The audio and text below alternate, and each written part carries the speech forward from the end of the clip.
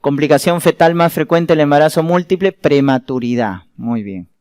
No, transfusión gemelo-gemelo es cuando te dicen que se trata de un monocorial. ¿Cómo se llama el signo de monocorial? ¿Lambda o T? T.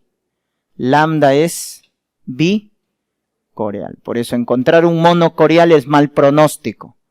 Cuando tú encuentras el signo de la T invertida, porque el monocorial hace síndrome de transfusión feto-fetal, cuya mortalidad es del 80%. Muy bien, cuando se divide en los primeros 3 días, ¿cómo se llama? El monocigótico. Bicorial, biamniótico. Cuando se divide entre los 4 y 7 días, monobi. ¿No? El primero es BB, bicorial, biamniótico. Luego el monobi. Y cuando se divide entre los 8 y 13 días, mono-mono. ¿A cuál de estos mandas de frente a cesárea? Al mono-mono, ¿no? Cesárea a las 34 semanas. El mono-mono sale cesárea a las 34 semanas. Ahí está, miren. Monocorial. ¿Cuál es el signo del mono? T invertido. No te confundas con lambda. Lambda es bicorial. Y es buen pronóstico. El monocorial es mal pronóstico. Ya está. Y acá te preguntan o te hacen mención, ¿no es cierto?, a una gestante con embarazo doble que llegue en expulsivo y luego de atender el parto del primero porque estaba encefálico, el segundo está en transverso. ¿Cuál es la conducta? Muchos han marcado cesárea, o sea, al primero lo sacas por vía vaginal y al otro lo mandas a cesárea. Vas a demorar, pues, ¿no? Y el segundo se muere. O sea, mira, ¿cuál es la lógica acá? Entre el primero y segundo gemelo, tú debes demorar el menor tiempo posible en sacarlo. Cuando hay un parto gemelar, el primero tiene menos riesgo, porque sale rápido. El riesgo es para el segundo, porque mientras más te demores en sacarlo, la placenta ya se está desprendiendo y va a haber sufrimiento fetal. O sea, el riesgo es para el segundo, ¿correcto? Entonces, mientras más te demores en sacar el segundo, más riesgo de muerte. Entonces, si tú al primero lo sacas por vía vaginal y al segundo lo mandas a cesárea, el segundo se va a morir, porque estás demorando más de lo normal. Entonces, por eso decides, o bien lo sacas por cesárea a los dos, o bien por parto vaginal, por vía vaginal a los dos. Entonces, si el primero estaba encefálico y salió rápido, ¿qué tienes que hacer al segundo? Rápidamente por vía vaginal, pero hacerle versión cefálica externa. No se hace versión cefálica interna, está contraindicado. La externa sí. Lo acomodamos para que se ponga longitudinal cefálico y hacemos el parto vaginal. No cesárea. Ya está. ¿Cuándo hablamos de un RCU? Cuando está por debajo del percentil 10, ¿no? Su diagnóstico es por ecografía. Su parámetro más sensible es la circunferencia abdominal, ¿no es cierto? Ya está, por debajo del percentil 10. Severo cuando está por debajo del percentil 2. Bien, y en la 107 les dicen para confirmar el RCU que solicitamos ecografía, pues, ¿no? Con eso calculamos la curva de crecimiento, ¿no? Y entonces la ecografía confirma el RCU. Si te preguntan para ver el pronóstico es Doppler. En RCU es importante la ecografía Doppler, de arteria umbilical, de arteria cerebral media, para ver el pronóstico, ¿ya? Para ver si está o no en hipoxia. Pero con la ecografía confirmas. RPM, ¿cuál es el método práctico? ¿Azul de Nilo? No, pues es invasivo y ya no se hace. Cristalización del líquido, eso se llama test de Fer, ¿no?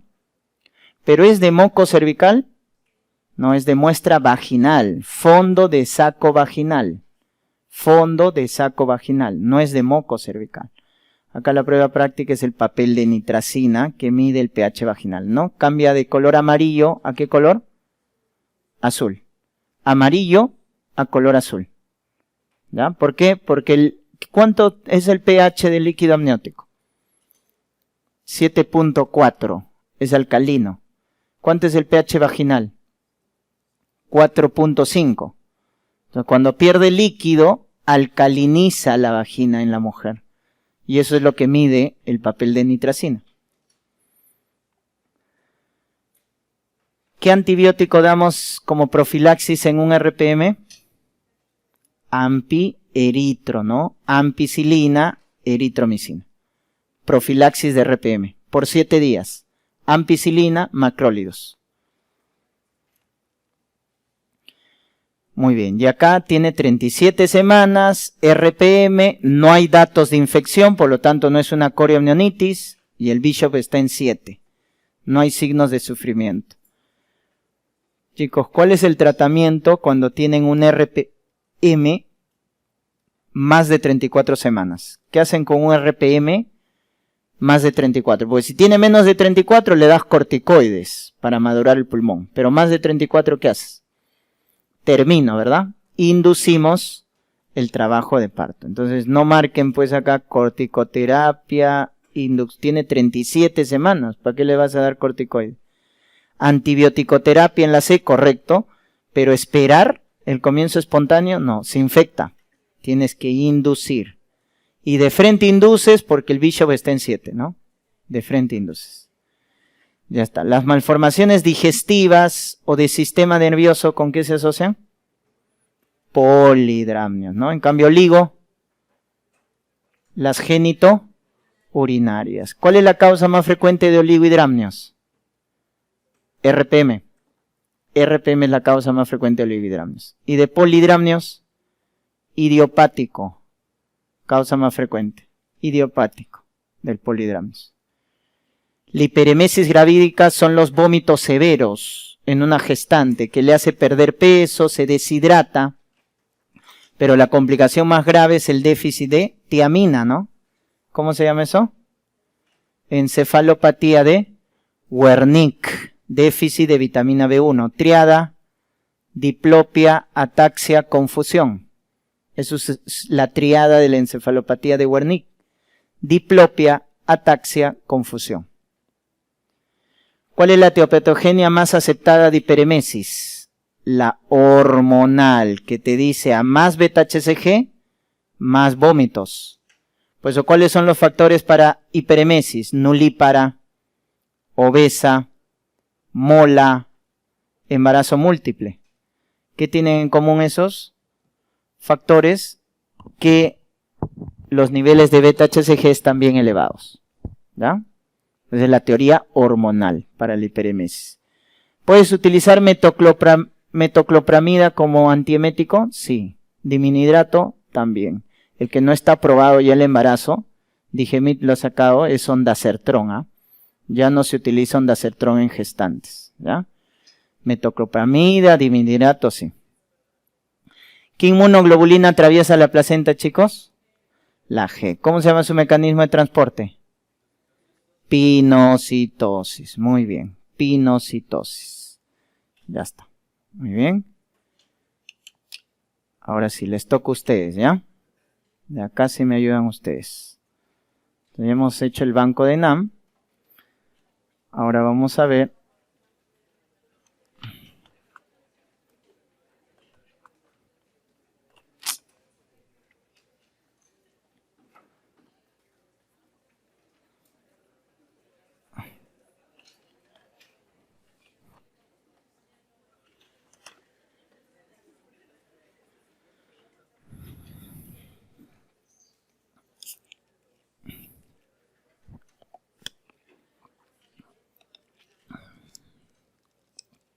Ya, a ver, chicos. En la fecundación, ¿cuál es la fase 1? Cuando atraviesa, ¿qué capa? La fase 1, ¿se acuerdan? La corona radiada, ¿no?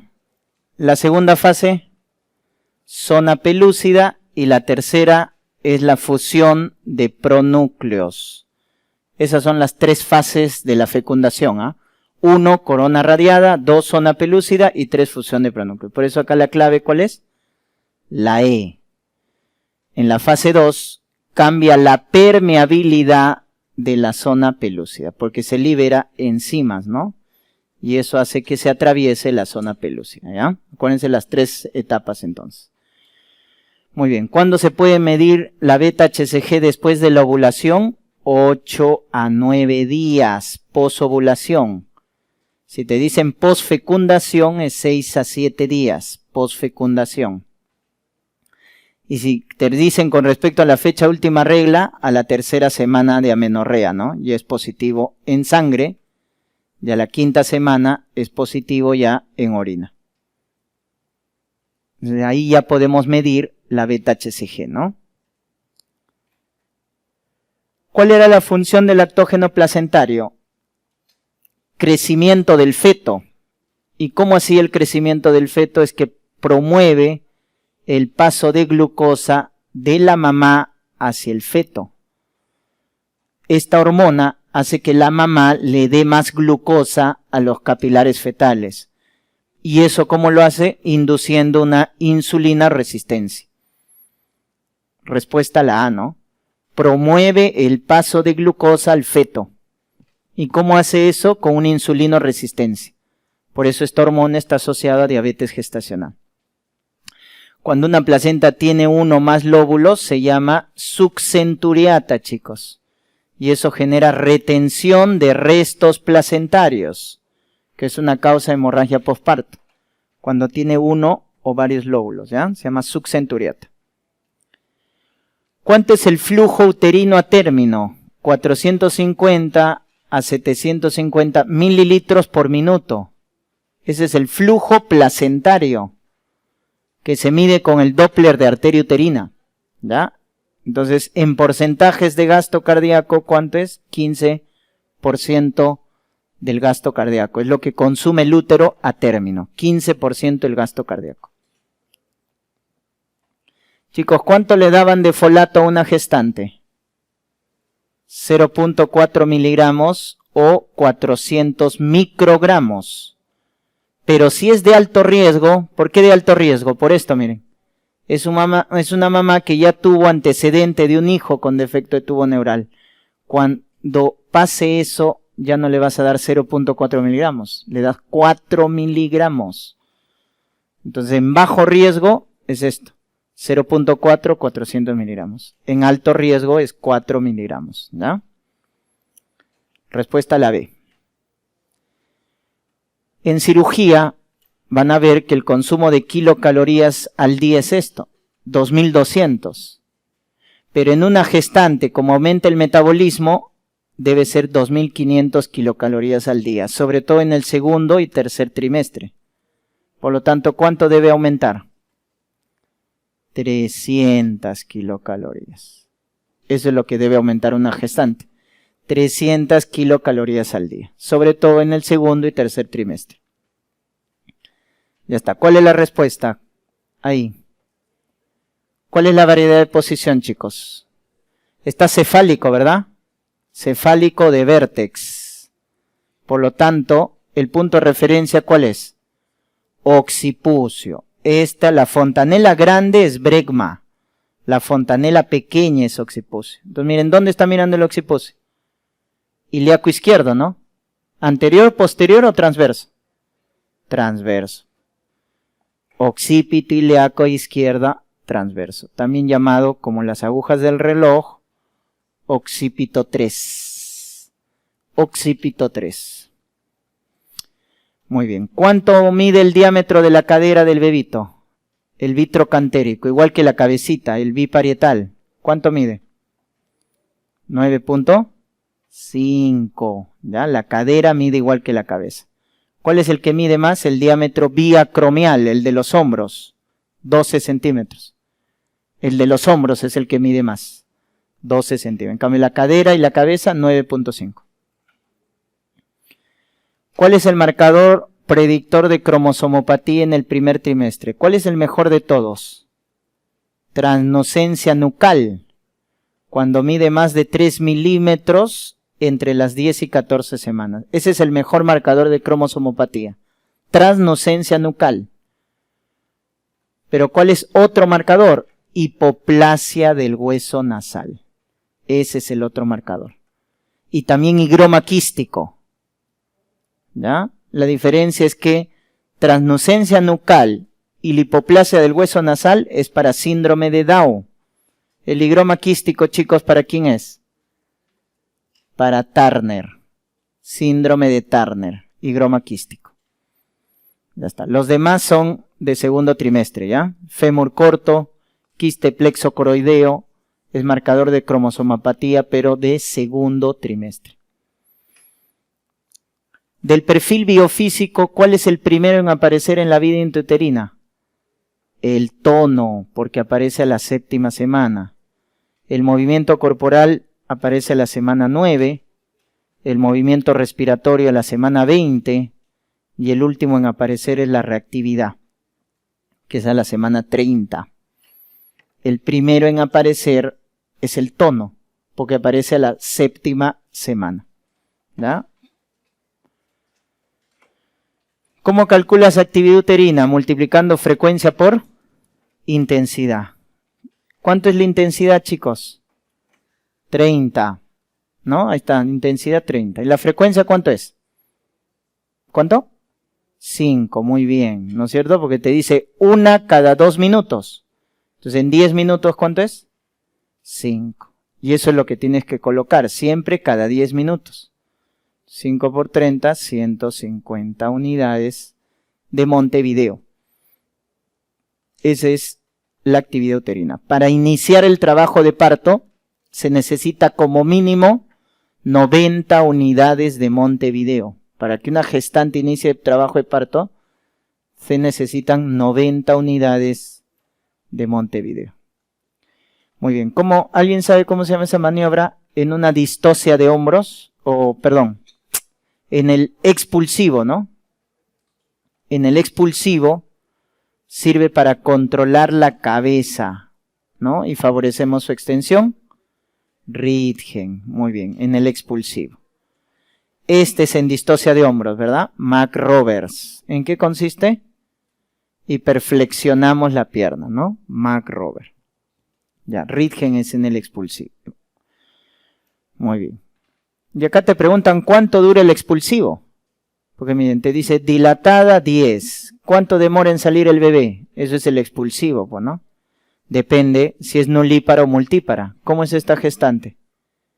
Multípara. En multípara es 60 minutos. En nulípara 90 minutos. La duración del expulsivo. Respuesta, 1 hora, porque es multípara.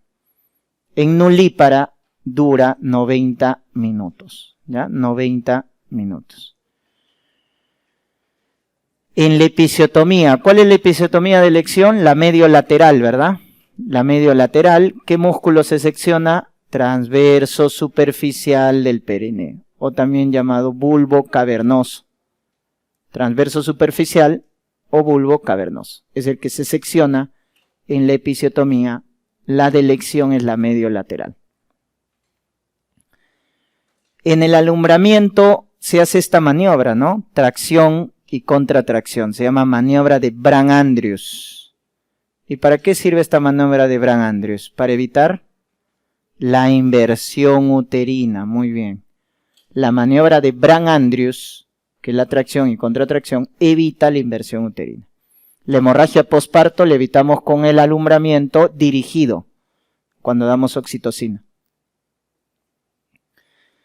Muy bien, ¿qué les dicen acá? Embarazo a término, ponderado 3800, contracciones uterinas irregulares.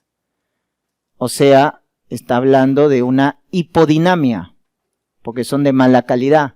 Hipodinamia, primaria o secundaria. Hay que ver si ya inició trabajo de parto. ¿Cómo está el cuello? El cuello está cerrado. La dilatación no se ha iniciado. O sea, es una hipodinamia primaria, porque no ha iniciado cambios a nivel del cuello. Es secundaria cuando ya el cuello está abierto, dilatado, borrado. Ahí es secundaria, cuando ya inició trabajo de parto. Primaria es cuando no ha iniciado trabajo de parto. Hay que darle oxitocina, ¿no? Endovenosa en infusión continua para mejorar las contracciones. Muy bien. Si palpo la nariz, ¿qué deflexión es, chicos? Referencia nasal. 2. ¿Y qué diámetro exponía en el 2? Occipito mentoniano, que medía 13.5, ¿no? Frente, ¿no?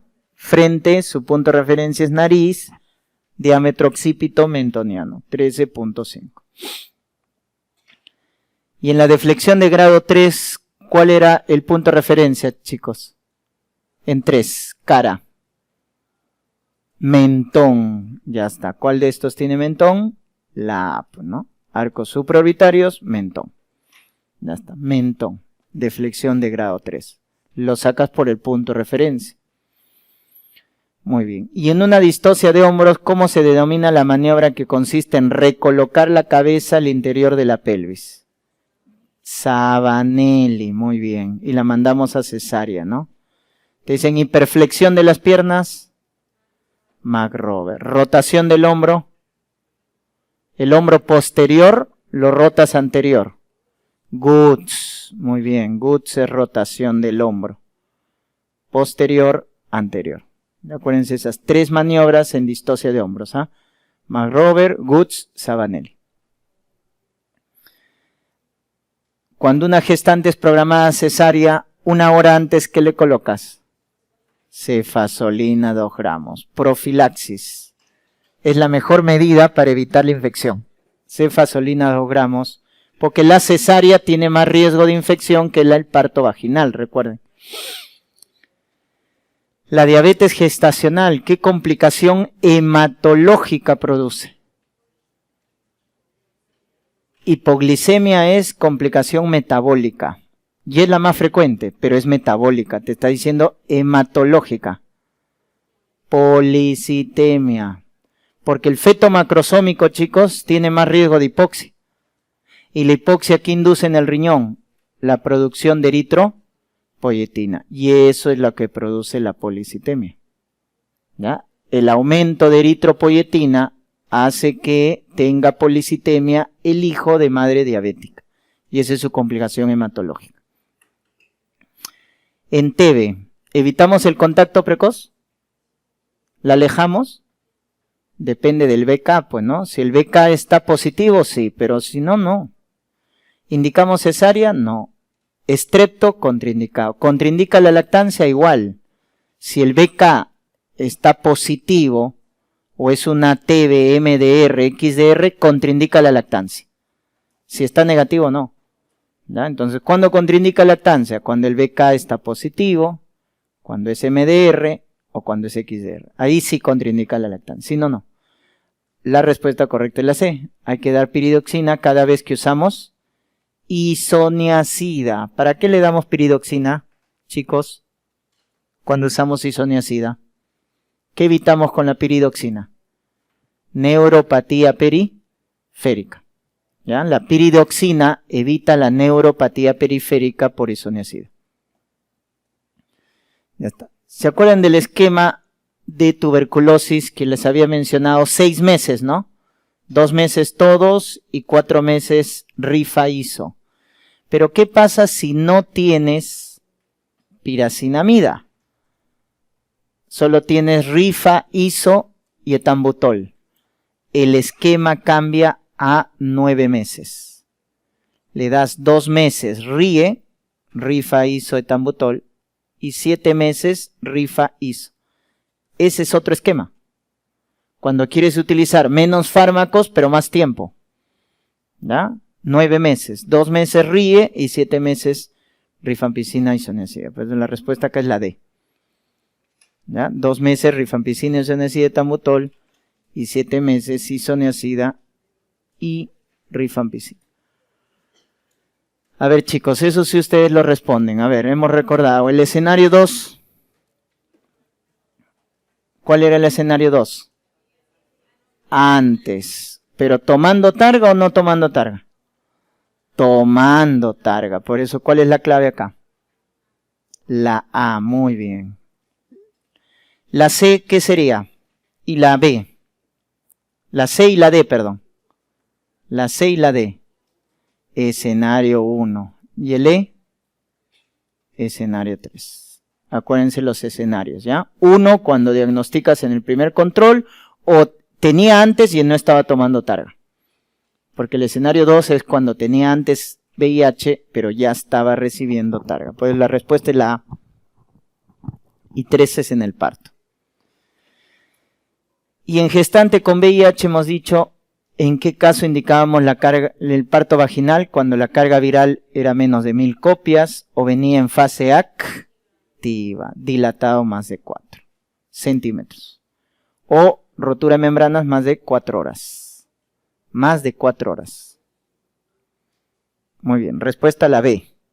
Dilatado más de 4. Ese es el más importante, cuando entra en fase activa. ¿Cuál es el diagnóstico en una gestante de tercer trimestre que te viene con prurito intenso a predominio palmo-plantar? Colestasis gravídica, ¿no? Perfil hepático alterado. Tratamiento ácido urso desoxicólico. Ácido urso desoxicólico. Colestasis gravídica, acuérdense. Muy bien. A ver, chicos, ahí ¿cuál es el diagnóstico? En la 142. Le dicen pérdida de líquido con taquicardia materna, fiebre, taquicardia fetal. Miren, tiene taquicardia materna, 101, fiebre, dolor, taquicardia fetal. Corio, amnionitis. ¿Cuál sería entonces la conducta? ¿Cesárea? ¿Así? ¿Quién tiene más riesgo de infección? ¿El parto vaginal o la cesárea? Cesárea. Si está infectado, más infección con cesárea. Tienes que inducir el parto vaginal. Ojo, acá se confunden. Cuando hay una corioamnionitis, la primera vía para terminar es el parto vaginal. Tienes que inducir. Obviamente con su antibiótico, ampicilina gentamicina. Ampigent. Cuando no puedas inducir, o cuando es fallida, recién hace cesárea. El último es cesárea, pero de primera intención es inducción del parto, ¿ya? La bacteriuria asintomática, ¿por qué la tratamos en la gestante? Porque si no, ¿qué produce? Pielonefritis, hasta en un 30%, ¿no? Si no la tratas. Por eso tienes que tratarla, ¿no? Con beta-lactámicos, que son los de elección. Amoxi, cefalexina, cefuroxima. Esos son los de elección para tratar una bacteriuria asintomática. Si te dicen una gestante con fiebre, vómito, dolor lumbar, ¿no? PPL positivo, pielonefritis. ¿Cuál es el antibiótico que damos en pielo? Cefalosporina tercera, ceftriaxona.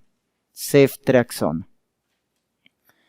Muy bien. ¿Cuál es la causa más frecuente de sepsis en gestantes? El foco urinario, ¿no? Escherichia coli. Escherichia coli, porque el foco urinario es la causa más frecuente de sepsis en la gestante, ¿ya? ¿Quién produce ahí? A ver, si les dicen, ¿quién produce otitis externa maligna? De esas bacterias. ¿Quién produce otitis externa maligna? Pseudomonas. ¿Colitis pseudomembranosa? Clostridium difficile. Epi. Clamidia. Neumonía pesada. Klebsiella, ¿no? Neumonía de lóbulos superiores. A bomba cisura, recuerda. Esta Escherichia coli. Muy bien. Tiene disuria, poliaquiuria, tenesmo. Sospecha cistitis. Bueno, hay que pedirle su cultivo, pero hay que darle antibiótico. Entonces, ¿qué antibiótico le damos? Cefuroxima. De elección. Alternativa sería nitro. Si no tuvieras betalactámico. Alternativa es nitro. Marquen nitro cuando les digan el antibiótico que tiene menos resistencia. Pero si te dicen el de elección por seguridad, el que es más seguro son los betalactámicos. Pero el nitro, recuerden, ¿qué genera en la gestante nitro? Neuropatía. Genera hepatotoxicidad. Y puede producir hemólisis en el feto en el tercer trimestre. Entonces no es tan segura como los beta-lactámicos. Los beta-lactámicos son más seguros en el embarazo. Por eso, si no hubiera la A, estaría bien marcar nitro, porque también se puede utilizar. Y cuando la bacteria es E. coli B positiva, ¿cuál es el antibiótico que damos, chicos? Carbapenem, ¿no? Meropenem, cuando es beta-lactamasa de espectro extendido. Cuando es beta-lactamasa de espectro extendido, damos carbapenem, ¿ya? Muy bien. Cuando te dicen esta triada, fiebre, loquios, malolientes y útero subinvolucionado. Endometritis. ¿Causa más frecuente de endometritis? ¿Aerobios o anaerobios? Anaerobios. Por eso su esquema es clinda más gentamicina. ¿Cómo tratamos una endometritis? Clinda más gentamicina. Muy bien. De ahí, ¿cuál es el diagnóstico, chicos? En la 149. Les dicen poscesariada, inducción fallida, al examen, fiebre, taquicardia, sudoración profusa, hipotensión, sepsis. ¿Qué hay que darle? Aparte de aumentar tu cobertura antibiótica. Fluidoterapia, hidratación, cloruro de sodio, ¿no?